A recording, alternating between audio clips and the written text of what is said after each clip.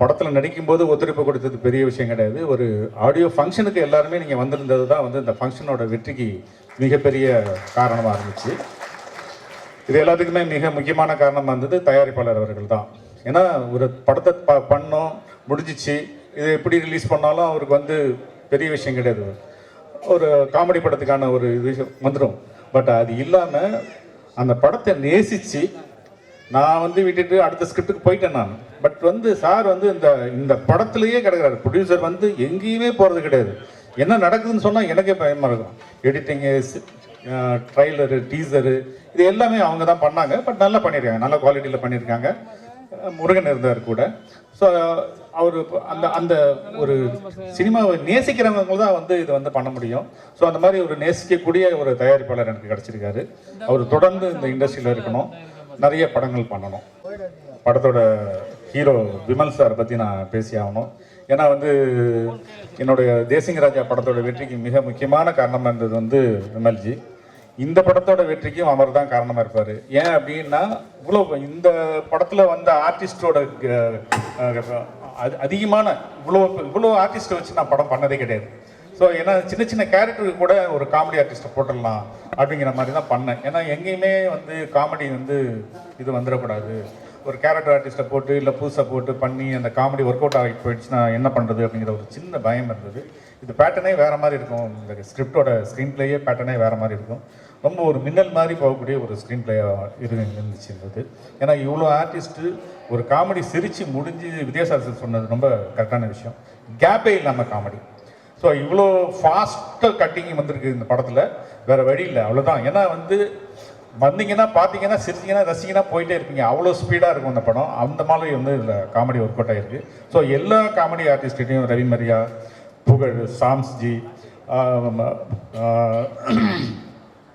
Robot, Thiruma இருந்திருக்கிறாப்புல, Singampuli நிறைய ஏகப்பட்ட பேர். சாதனா வந்திருக்கிறாங்க, இந்த மதுரையிலேருந்து வந்திருக்கிறாங்க, நிறைய பேர் வந்திருக்காங்க. ஆர்டிஸ்ட் வந்துட்டு 3 பேர், அம்மாக்கள் 3 பேர். அவங்க எல்லாருமே இந்த மாதிரி ஒருத்தரும் இந்த படத்துக்காக வந்து ரொம்ப அற்புதமான விஷயங்கள் பண்ணி கொடுத்துட்டு போயிருக்காங்க. மெயினாக வந்து இந்த விழாவோட நாயகன் சொன்னோம்னா வித்யாசாகர் சார் தான். நான் வந்து பூவெல்லாம் முன்வாசத்துக்கு அப்புறம் வந்து நான் வந்து வித்யாசாகர் கூட நான் சேர்றேன். அது வந்து ரொம்ப இமீடியட்டாக 3வது படமே பண்ணதுனால எனக்கு மியூசிக் பற்றி பேச தெரியாது. பட் அப்போ ரொம்ப மெச்சூர்டாக இருப்பேன். சார் போனால் ஏதோ சாங் நல்லா பண்ணி கொடுத்துட்டாரு அப்படின்னு தான் வந்தேன். சாரோட கெப்பாசிட்டி என்ன, சார் என்னென்ன பண்ண முடியும் அப்படிங்கிறது எனக்கு தெரியாது. ஸோ இப்போ போய் உட்காந்து பார்க்கும்போது தான் எனக்கு வந்து ரொம்ப அதிர்ச்சியாக இருக்குது. ரொம்ப சாலிடாக இதை மாத்துறாரு, லிரிக்ஸை கூப்பிட்டு அதை மாத்துறாரு, எல்லாமே பண்ணுறாரு. இந்த எழில்கிற பேருக்கு கூட நெடிலில் ஒரு வார்த்தை வேணும்னு விவேக்கை போட்டு டார்ச்சர் பண்ணி அவங்க எழில்னு சொல்லிட்டாப்புல. அப்படிதான் வந்தது. நெடிலில் ஒரு வார்த்தை கிடைக்கல அவருக்கு. அவங்க உட்காந்து கம்போஸ் பண்ண நெடிலில் பிடிங்க. ஸோ அவ்வளோ பர்ஃபெக்ஷனு, அவ்வளோ விஷயம் கேதர் பண்ணுறாரு. மியூசிக்னா என்ன அப்படிங்கிறது வந்து இது வேற ஒரு உலகமாக இருக்குது. அவர்கிட்ட இருக்கிற விஷயம் ரொம்ப எளிமையாக எனக்கு பண்ணி கொடுத்தாரு. அந்த 5 சாங்கு ஹிட்டு பண்ணி கொடுத்தாரு. எப்படி பண்ணாருன்னு எனக்கு தெரியவே தெரியல. ரொம்ப சாதாரணமாக அசால்ட்டாக பண்ணி கொடுத்தாரு. Thank you sir. அந்த படம் மிகப்பெரிய வெற்றி அடையுதுன்னா அதுக்கு வித்யாசாகர் தான் மிக மிக மிக முக்கியமான ஒரு காரணம். இந்த படத்தில் சாரோட சன் ஜென்னா பண்ணியிருக்காப்புல. எல்லாருமே அவரை பற்றி நிறையா சொல்லியிருக்காங்க. நிச்சயமா. இப்போ நான் வந்து எதுவும் சொல்ல உள்ளே வந்துட்டேன். ரொம்ப எல்லாருமே சொன்னாங்க கடைசி நாள் ஷூட்டிங்கில் தான் இவர் வந்து ப்ரொடியூசரோட பையன் அப்படிங்கிறதே தெரிஞ்சிச்சு அப்படின்னு சொல்லி சொன்னாங்க. ஸோ அந்த மாதிரி ரொம்ப ஒரு பண்பான ஒரு பையன், ரொம்ப எளிமையான ஒரு பையன், ரொம்ப அற்புதமான ஒரு நடிகன். கண்டிப்பாக வந்து தமிழ் சினிமாவில் இறைவன் அவருக்கு ஒரு நல்ல ஒரு இடத்த கொடுப்பாருங்கிற நம்பிக்கை எனக்கு இருக்குது. வாழ்த்துக்கள் ஜனா, வாழ்த்துக்கள் ஜனா. அவர் வந்து மெலோடி கிங்கும் இங்கே, அவர் எல்லாத்துலேயுமே கிங். அவர் குத்துலையும் கிங்கு, கெத்துலையும் கிங்கு, பில்டப் சாங்லையும் கிங்கு, ஹீரோஸ் சாங்லையும் கிங்கு, எல்லாத்துலேயும் கிங்கு. என்னை கெட்டது அவர் தான். நான் திருப்பாச்சி கமிட் ஆயிடுச்சு. ஸ்கிரிப்ட் ஒர்க் போயிட்டுருக்கு. அப்போ டிவிலாம் போய்கிட்டு இருக்கு. அவர் சாங் மெலோடி சாங் போட்டுருந்தோம். அடடா திருடா அவசரம் வேணாம் பொறுத்துக்கணும்.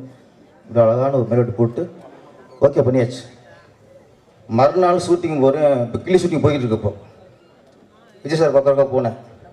செட்டில் ஒரு சாங்கு, அப்படி போடு போடு போடு அசத்தி போடு. நம்ம இந்த குத்து குத்தா இருக்கே, நம்ம வெளியே மறுபடியும் சரிப்பட்டு வராது.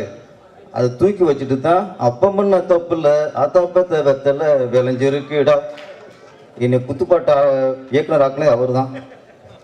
அது மாதிரி எதிரும் புதிரும் அதில் நான் கோ டைரக்டரு, தரணி தான் டைரக்டரு, அது சார் தான் மிஸ் டைரக்டர்.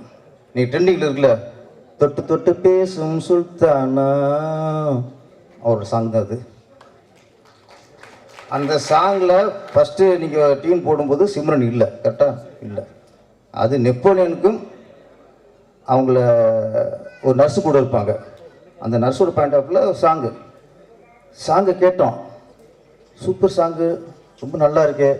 அது நெப்போலியனுக்கு நடக்க முடியாது. இதில் அவரை வச்சு என்ன பண்ணுறது, யாரோ ஒரு பொண்ணு ஆட வச்சு சாங்கு இதாயிருமோன்ட்டு அதுக்கப்புறம் தான் அந்த சாங் நல்ல சாங்கு வேஸ்ட்டாக போயிடக்கூடாதுன்ட்டு சிம்ரனை ஆட வச்சோம் கெஸ்டா. இன்றைக்கி ட்ரெண்டிங்கில் போச்சு. அதனால் பல வகையில் அவர் பெரிய ஹீரோ எலிஸ் சார். நான் அவரை பார்க்கும்போதுலாம் ஒரு டேரக்டரை பார்க்க மாட்டேன், வியப்பாக பார்ப்பேன். நான் துல்லாமணம் படம் பார்த்ததுக்கப்புறம் எனக்கு இவர் ஆளை பார்த்தா டேரக்டர் தெரியாது, ரொம்ப சாஃப்டாக இருப்பேன். இவர் தான் துல்லாமணம் பண்ணாரா அப்படின்னு ஆச்சரியம் பார்க்குறது. இப்போ தொடர்ந்து காமெடி படம் பார்க்குறோம்ல, வேலைன்னு வந்துட்ட வெள்ளக்காரன், தேசிங்க ராஜா, அப்பவும் பார்ப்பேன் இவரெல்லாம் இப்படி காமெடி பண்ணுறாரு அப்படின்ட்டு. எல்லாமே அதிசயமான இயக்குனர். டோட்டலாக நீ எல்லாரும் பேசும்போது ஒன்று ஒன்று புரிஞ்சு வச்சு, டோட்டலாக இவர் எனக்கு ஆப்போசிட். ஏன்னா என்னதில் ஸ்கிரிப்டில் தவிர யாரும் பேச மாட்டேன், விட மாட்டேன் மேக்ஸிமம். இவர் இஷ்டத்தை விட்டுருக்காரு. இதில் மட்டும் எதிரும் புதிருமா இருக்கான். தேசிங்க ராஜா 2 மிகப்பெரிய வெற்றியடைய வாழ்த்துக்கள். நன்றி, வணக்கம்.